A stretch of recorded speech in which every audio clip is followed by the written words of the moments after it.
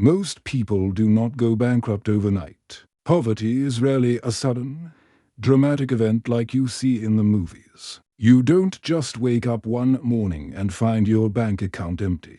It is a slow, quiet bleed. It is the result of invisible habits, repeated daily, weekly, and monthly over decades, that silently drain your life force. You might be making a very good salary right now. You might live in a nice house in a respectable neighborhood. But if your daily financial habits are flawed, you are simply a highly paid poor person, sprinting toward a brick wall. You are working yourself to the bone just to maintain the illusion of wealth over for decades in the financial markets. I have watched brilliant people earn absolute fortunes and lose every single penny, not because they made one massive, catastrophic mistake, but because they succumbed to 1,000 tiny ones. Wealth is not just about how much money you can generate. It is about how you behave with that money once it hits your hands. Before we begin, remember, I am not a financial advisor, and this is not financial advice. I am just an old man sharing the scars life gave me so you don't have to collect them yourself. Listen carefully. Here are the 10 financial habits that quietly keep you poor forever. Number 1. Paying everyone else first. When you get paid on Friday, what is the very first thing you do? The money hits your account, and instantly, it is gone. You pay the government. You pay your landlord or the mortgage company. You pay the bank for your car, the credit card company for your past consumption, and the utility providers. You are actively funding everyone else's empire. You are building their wealth, and if there are a few breadcrumbs left at the end of the month, you graciously save them for yourself. Usually, there is nothing left. The reality you must accept. If you pay yourself last, you are mathematically guaranteeing that you will always be last in your own life. Wealthy people do the exact opposite. They deduct their investments and savings the very second their paycheck arrives. They automate their wealth building first, and then they force themselves to live on whatever is left. Pay your future self first, or you will have no future. Number 2. The I deserve it emotional spending trap. You had a brutally stressful week at work. Your boss yelled at you. The commute was terrible. You are utterly exhausted. So, what do? You go out and buy a designer watch, an expensive dinner, or a brand new gadget you don't actually need.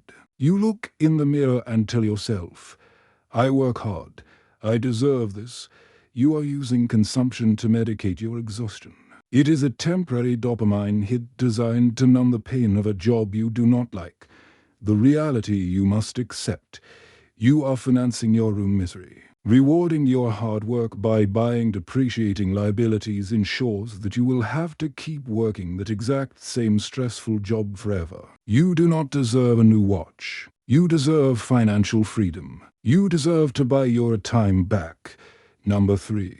Playing pure defense instead of offense. Poor and middle-class people spend hours trying to save $3 on a cup of coffee. They clip coupons, they hunt for minor discounts, and they agonize over a slightly higher grocery bill.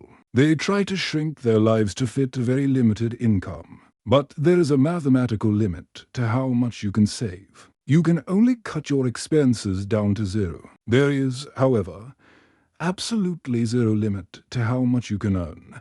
The reality you must accept. You cannot starve your way to wealth. Stop focusing all your precious energy on clipping pennies. Start dedicating that energy to offense. Acquire high-value skills. Negotiate a 20% raise. Start a side business. Expand your earning potential instead of constantly shrinking your lifestyle. Number 4. Normalizing bad debt as a permanent lifestyle.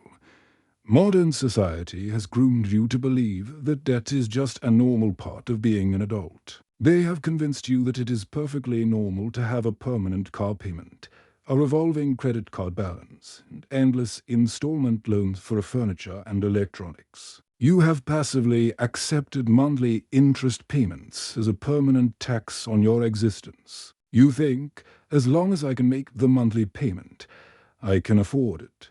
The reality you must accept. Bad consumer debt is a ruthless master, and it makes you the servant. Every single dollar you pay in consumer interest is a dollar stolen directly from your compounding machine. It is a chain round your ankle. Eradicate toxic debt with extreme prejudice before it eradicates your future. Number 5. Tolerating financial parasites. You probably have 5 different streaming services, 3 software subscriptions you haven't logged into for a year, and a gym membership you never use. You completely ignore the high management fees quietly draining your retirement accounts. You think to yourself, it's only $10 a month. It doesn't matter. It is death by 1,000 cuts. The subscription economy was specifically designed to exploit human forgetfulness. The reality you must accept. A small leak will eventually sink a great ship.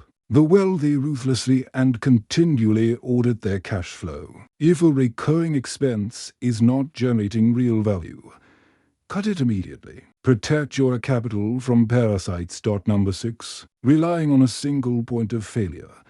Having only one stream of income, your job, is the most dangerous financial habit on earth. I do not care how secure you think your job is. If you get sick, if the company downsizes, if an AI replaces your role, or if the economy shifts, your income goes to zero instantly. You are balancing your entire life on a bridge with only one pillar.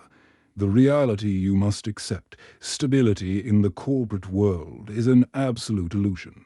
The wealthy build redundancies. They have a salary, dividend income, real estate rental income, or a side business. You must actively build multiple pillars to support your economic roof. If one falls, the house remains standing. Number 7. Financial avoidance and willful ignorance. You are too stressed about money, so you simply refuse to look at your bank accounts. You don't know your exact net worth. You don't know your exact monthly overhead. Opening a credit card statement causes you physical anxiety, so you leave the envelopes unopened or delete the emails. You avoid the math because the math forces you to face the truth, the reality you must accept. Ignorance is the primary breeding ground of poverty. You cannot improve a metric that you do not measure. You must treat your personal finances like a business. Confront your numbers with cold, emotionless discipline. Look at the balance, feel the pain, then make a plan to fix it. Number 8. Upgrading your lifestyle before upgrading your assets. When most people get a year-end bonus or a promotion at work, their immediate instinct is to spend it. They buy a bigger house. They lease a nicer car. They start buying expensive clothes to impress people at stoplights who do not even care about them. They immediately increase their overhead to match their new income. The reality you must accept.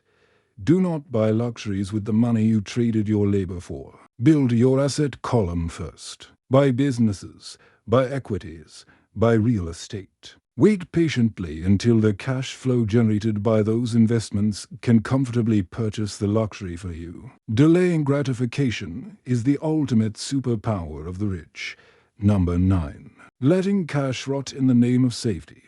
You keep all of your money sitting in a traditional checking or low-yield savings account because you are terrified of the stock market. You think you are playing it safe. You think you are protecting your hard-earned money. But inflation is a silent thief, breaking into your house every single night and stealing your purchasing power. The reality you must accept.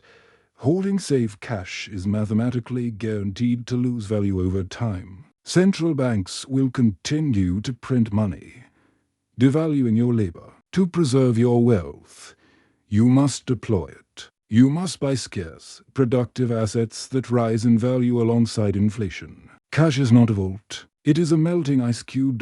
And finally, number 10. Waiting for the perfect time to invest. You read the news every day. You hear a recession is coming. The media tells you the market is too high, or a crash is imminent. So you wait. You sit on the sidelines for years, keeping your money in cash, waiting for the absolute perfect moment to deploy your capital. The reality you must accept: perfection is the enemy of compounding. The perfect time never arrives, because when the market crashes, you will be too terrified to buy anyway. Time in the market will always, mathematically, be trying to time the market. The cost of sitting on the sidelines is far greater than the cost of a temporary market dip. Listen to me carefully. Wealth is not a lottery ticket. It is not an accident of birth. It is the mathematical, inevitable result of thousands of small, disciplined choices made consistently over time. You are the architect of your own financial prison. But you are also the exact same person holding the key to the cell door. Audit your daily habits. Stop feeding the systems that keep you trapped on the treadmill, and start building the systems that will set you free. Keep your head clear, stay patient, and take care of yourselves out there.